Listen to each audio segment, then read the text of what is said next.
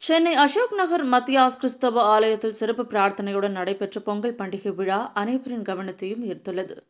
கலாச்சார அம்சங்களை போற்றும் வகையிலும் விவசாயிகளையும் தமிழர் பண்பாட்டையும் போற்றும் வகையில் மத்தியாஸ் ஆலயத்தில் ஆலய வாசலில் கோலமிட்டு தோரணங்கள், கலை நிகழ்ச்சிகள் என தமிழ் வழி பண்பாடு இசை கருவிகளுடன் கிறிஸ்தவ பாடல்களை பாடி திருச்சபை மக்கள் ஒன்று சேர்ந்து பொங்கல் வைத்து கொண்டாடினர். பாரம்பரிய உடைகள் அணிந்து பொங்கல் வைத்து திருப்பலி முடிந்த பின் சபையோர்கள் அனைவருக்கும் பொங்கல் பகிர்ந்தளிக்கப்பட்டது. அதன் பின்பு பாரம்பரிய கலைகளான ஒயிலாட்டம், பறையாட்டம், கழியலாட்டம், கைச்சிலம்பாட்டம், பொய்க்கால் குதிரை, கிராமிய கலை நிகழ்ச்சிகளான கும்மி அடித்தல், உரியடித்தல் விளையாட்டு என்று பல்வேறு விளையாட்டுப் போட்டிகள் நடத்தி மகிழ்ந்தனர். இவ்விழாவினை தலைமையேற்று நடத்திய ஆலயத்தின் பங்கு தந்தை தைனீஸ் செய்தியாளர்களுக்கு பேட்டியளித்தார். அப்போது அவர் கூறியது, இந்த பொங்கல் விழாவை வருடந்தோறும் நடத்தி வருவதாகவும் தமிழர்களின் பண்பாட்டையும் பாரம்பரியத்தையும் காக்க வேண்டியது ஒவ்வொருவரின் கடமை எனவும், மேலும் வளரும் தலைமுறைக்கு இதுபோன்ற நிகழ்ச்சியின் மூலம் தமிழர்களின் பாரம்பரியங்களை மறவாமல் இருக்க செய்ய முடியும் என்றும் கூறினார்.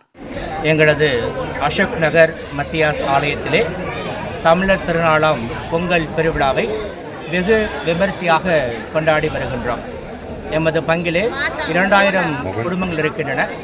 நாங்கள் இந்த தமிழ் பண்பாட்டை மிகவும் போற்றும் விதத்தில் ஒவ்வொரு ஆண்டும் பொங்கல் நாளன்று சரியாக 5 மணிக்கெல்லாம் புதிய பானையில் பொங்கலிட்டு அதை இறைவனுக்கு காணிக்கையாக்கி திருப்பலி நிறைவேற்றி அதை நாங்கள் ஒவ்வொரு ஆண்டும் பகிர்ந்து மகிழ்ச்சியாக சகோதர மனப்பான்மையோடு கொண்டாட வருகின்றோம்.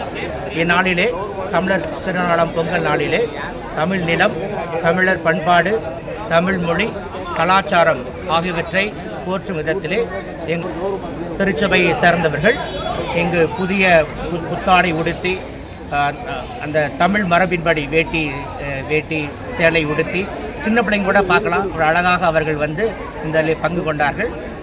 மற்றும் தமிழ் சார்ந்த பல்வேறு கலைகள் இங்கே போற்றப்பட்டதை பார்க்கலாம். சிலம்பாட்டம், பறையாட்டம், ஒயிலாட்டம், கழியலாட்டம் மற்றும் சகா கலைக்குழுவினரும் வந்து எங்களை மகிழ்ச்சிப்படுத்தினார்கள். இவ்வாறு ஒவ்வொரு ஆண்டும் இந்த இடத்திலே நமது தாய்மொழியை போற்றும் விதத்திலே நாங்கள் இந்த விழாவை மிக விமரிசையாக தமிழர் என்ற உணர்வோடு கொண்டாடுகின்றோம். தமிழ் மொழி மிகவும் பழமையானது, அது என்றும் போற்றி பாதுகாக்கப்பட வேண்டியது. அடுத்த தலைமுறைக்கு நாம் எடுத்து செல்ல வேண்டும். இதில் பல்வேறு நீதி நூல்கள் இருக்கின்றன, சமயம் சார்ந்து நூல்களும் இருக்கின்றன, அறிவியல் நூல்களும் இருக்கின்றன. ஒவ்வொரு நாளும் தமிழானது ஒரு அறிவியல் மொழியாக பரிணாமித்து வருகிறது. ஆகவே இந்த மொழியை, பண்பாட்டை என்றும் கொண்டாடுவோம். மதங்களை கடந்து, சாதிகளை கடந்து தமிழர் என்ற இனவோடு என்றும் இணைவோம். தமிழ் வாழ்க, தமிழ் வெல்க. அருள் தந்தை தைனீஸ், பங்கு தந்தை, மத்தியாஸ் ஆலயம், அசோக் நகர், சென்னை.